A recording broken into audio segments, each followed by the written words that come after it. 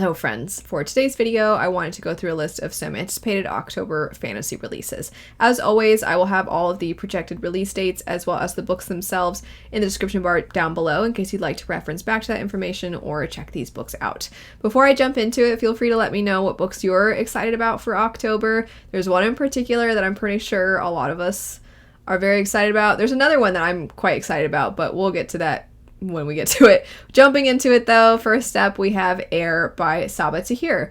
I, in looking at some releases for October, stumbled across this and I'm pretty surprised because maybe I'm just out of the loop, but I had no idea that Sabaa Tahir had another book coming out. The description says, an orphan, an outcast, a prince, and a killer who will bring an empire to its knees.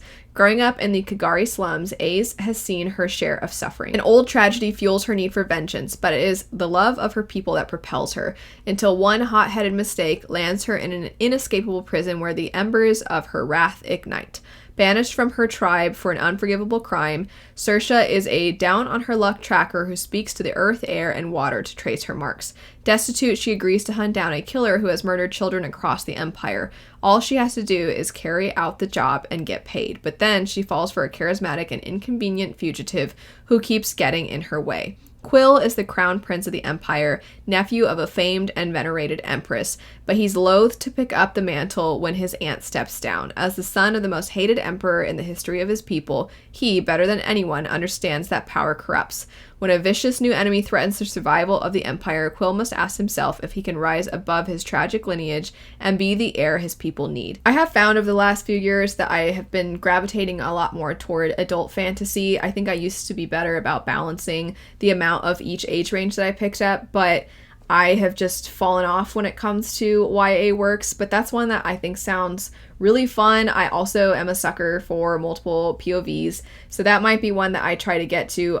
It's Sabaa Tahir, so I have a feeling that my library, it's going to be a long wait time, so I don't know if I'm going to get to it anytime soon, but I am definitely really interested in that one, and I hope that it'll be a fun start to a new series, because when I do pick up young adult works, usually it's sequels for things I've already read, but that sounds like it's going to be a very cool adventure story. Next up we have Inheritance of Scars.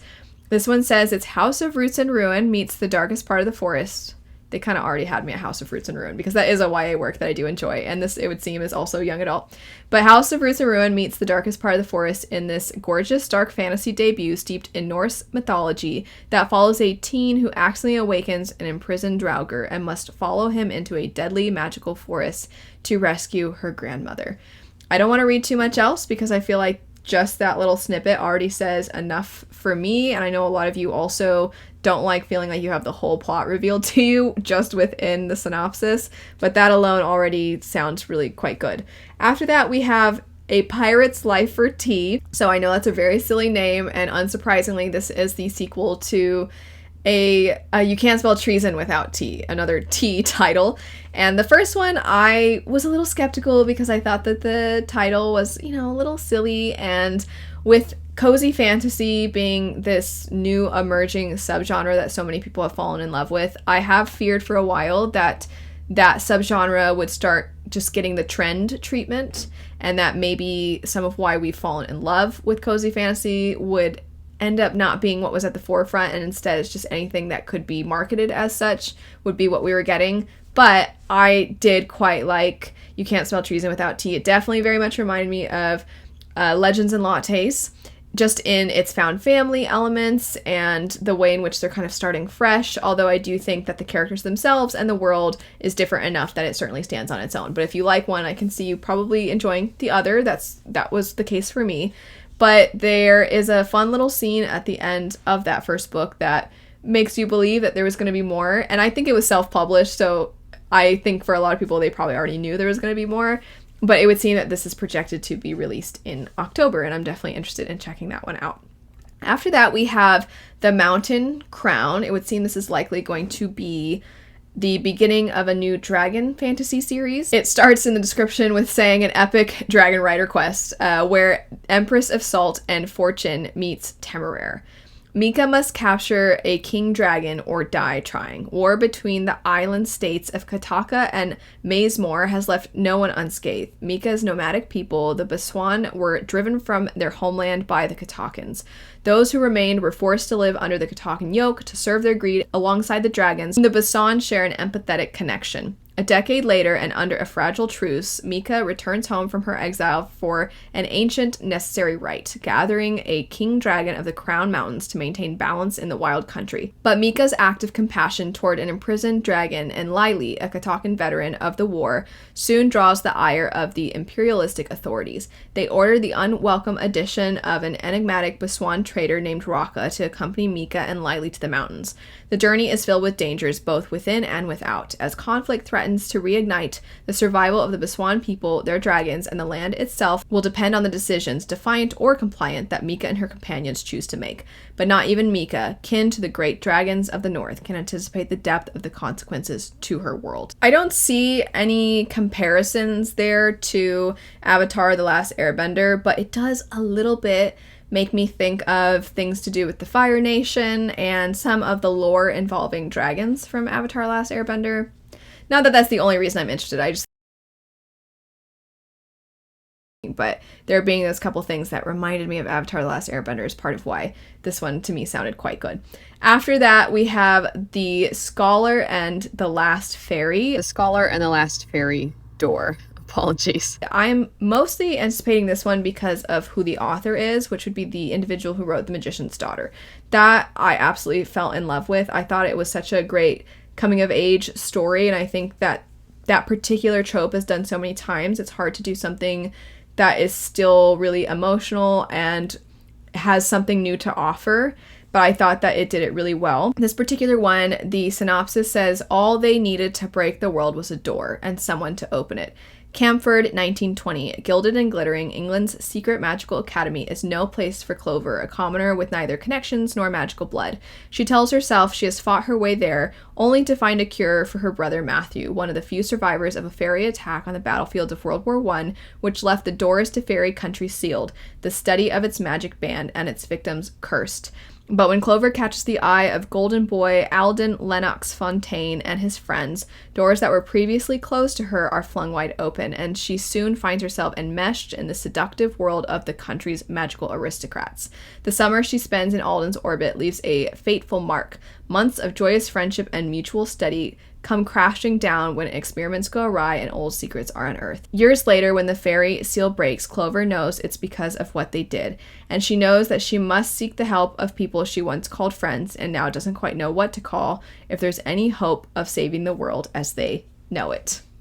So there's definitely a lot of elements to that sound familiar to things we've seen before. Obviously, we're very familiar with fairy type of stories. We're familiar with portal fantasy, or there being these doors to other worlds, but this one just sounds like it's going to mix that in with historical fiction really beautifully, and so I'm really excited.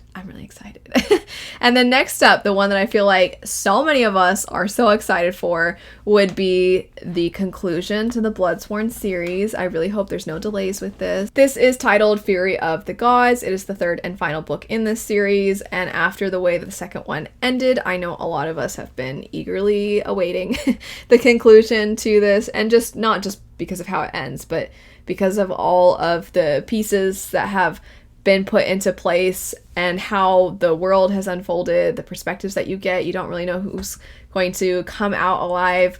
I can't wait. I'm so excited. And I feel like October is a really good release month for this one because it is Norse inspired. The setting, it just feels very cold but very alive, and I think that for those people that are mood readers, especially seasonal mood readers, as the months are getting colder, this feels like a perfect one to pick up.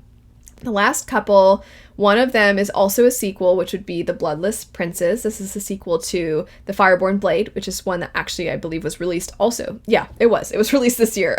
As we get into the latter half of the year, I'm like, oh, it's a different year, and it's not. That doesn't make any sense. But anyway, the first book in this duology came out this year, and I really, really enjoyed it. A friend of mine has picked up an art copy of this and said it's quite a bit different than the first one. I don't know that I'm too upset about that, nor am I surprised, because the first one I have described before as being sort of this psychological thriller fantasy as you follow a former knight who has been disgraced as they are going down into a dragon's lair, and strange things start happening. Their sense of reality is twisted. And I didn't necessarily expect the second one would be that same thing again, but I don't really know what to expect from the second one. It leaves off in a pretty intense place, but oddly, I almost feel like if I don't end up liking the sequel, I don't care, because I just thought that first book was so cool.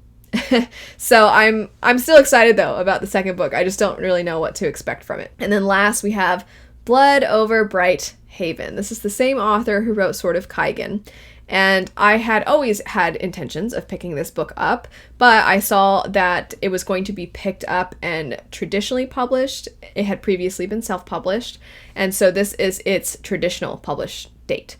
And I can't wait. I have heard that it's quite good, but I have also been trying really hard not to hear anything else because I found that Sword of Kaigen was one of those books that I think people are really careful about spoilers with that one, and I'm really grateful because you don't want that book spoiled for you.